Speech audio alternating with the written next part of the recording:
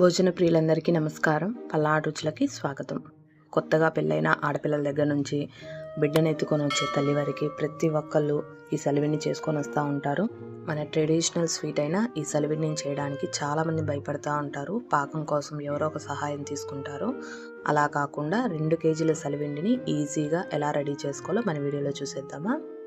అందుకోసం ముందు రోజు రాత్రి ఒక 2 కేజీల బియ్యాన్ని నానబెట్టుకోవాలి. తర్వాత రోజు పొద్దున్నే ఈ బియ్యాన్ని 1కి 2 సార్లు కడిగేసి నీళ్ళని తీసేసి పిండి పట్టించుకోవాలి. ఇలా వచ్చిన పిండిని జల్లించుకోవాలి. జల్లించుకోవడం వల్ల మనకి ఎక్కడ సలిపిండి అనేది బరకనేది తగలకుండా బాగా సాఫ్ట్గా వస్తుంది.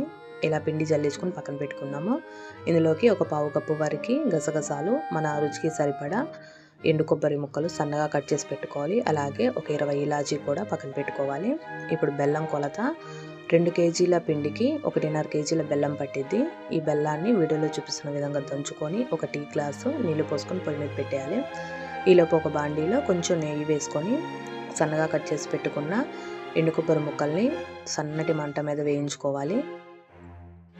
అలాగే గసగసాలని కూడా ఒక 2 నిమిషాలు వేయించేసుకొని దించేసుకుందాము. వీటిని చల్లారనిద్దాము. ఈలోపు బెల్లం అనేది మనకు కొంచెం కరుగుతూ ఉంటుంది. బెల్లం అనేది పూర్తిగా కరిగిన తర్వాత వీడియోలో చూపిస్తున్న విధంగా ఒక స్ట్రైనర్ తీసుకొని ఈ బెల్లం పాకాన్ని మొత్తము వడకట్టుకోవాలి. బెల్లం అనేది మనం ఎక్కువ మోతాదులో తీసుకుంటున్నాం కాబట్టి తప్పకుండా నలకలు ఉంటాయండి. ఇసుక కానీ కొంచెం చెత్త కానీ అక్కడక్కడ ఉంటాయి. అందుకే తప్పకుండా వడకట్టుకోవాలి. ఇలా వడకట్టుకున్న బెల్లం పాకాన్ని మళ్ళీ స్టవ్ ఆన్ చేసి పొయ్యి మీద పెట్టుకొని ఒక 10 నిమిషాలు మరిగించుకోవాలి. ఇలా కలుపుకుంటూ మరిగించుకొని మనకి పాకం వచ్చిందా లేదా తెలుసుకోవడం కోసము ఒక ప్లేట్లో కొంచెం నీళ్ళు పోసుకొని పాకాన్ని కొంచెం ఈ నీళ్ళల్లో వేసి వీడియోలో చూపిస్తున్న విధంగా చేస్తే మనకి టంగ్ అని సౌండ్ వచ్చిందంటే పాకం వచ్చినట్టే. కొత్తగా చేసే వాళ్ళైతే 1కి 2 సార్లు ఈ విధంగా పాకాన్ని చెక్ చేసుకోండి ఒక 10 నిమిషాలకు ఒకసారి. అప్పుడు మీకు ఈజీగా అర్థమైపోయింది. ఇలా పాకం రాగానే ఎమ్మటినే దించేసుకొని మనం ఇందులోకి వేయించి పెట్టుకున్న కొబ్బరి ముక్కలు, గసగసాలు, అలాగే దంచి పెట్టుకున్న యాలకులు కూడా వేసుకోవాలి. ఇప్పుడు కొంచెం పిండి వేసుకుంటూ పప్పు గుత్తి సహాయంతో కలుపుకుంటూ తిప్పుకోవాలి.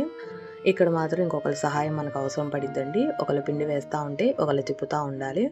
పిండి వేయడం లేట్ అయినా సరే, తిప్పడం లేట్ అయినా సరే పాకం అనేది గట్టిపడిపోయిద్ది. అలాగే పిండి మిగిలిపోయిద్ది. టైం గడిచే కొద్దీ మనకి బియ్య పిండి అనేది చల్లదనం తగ్గిపోయి పిండి అనేది ఆరిపోతూ ఉంటుంది. అందుకే మనము ఇక్కడ ఒకరు వేస్తూ ఉంటే ఒకరు కలుపుతూ ఉండాలి. అది ఫాస్ట్గా ఉండాలి. ఇలాగ కొంచెం వేసుకుంటూ ఉండలు అనేవి లేకుండా చూసుకోవాలి. ముందు మనము 2 కేజీల పిండి వాడుతున్నాం కాబట్టి పప్పు గుత్తితో కలుపుకుంటున్నాము. అదే కొంచెం ఎక్కువ క్వాంటిటీలో చేసే వాళ్ళైతే తిడ్డని ఉంటుంది, చెక్కతో చేసింది, అది వాడతారు. చాలామంది ఈ పిండి కలపడం కోసమే దాన్ని తయారు చేయించుకుంటూ ఉంటారు. మా సైడ్ అయితే దాన్ని తిడ్డు అంటారు.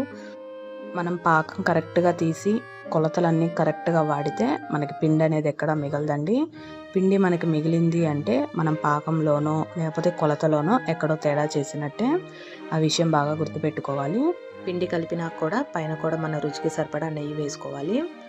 అంతే అండి, మన ట్రెడిషనల్ స్వీట్ అయిన సలివిడి రెడీ అయిపోయింది. మీరందరూ తప్పకుండా ఒకసారి ఈ క్వాంటిటీలో ట్రై చేసి ఎలా వచ్చిందో కామెంట్లో చెప్పండి. Thanks for watching. కుదిరితే సబ్స్క్రైబ్ చేసుకోండి.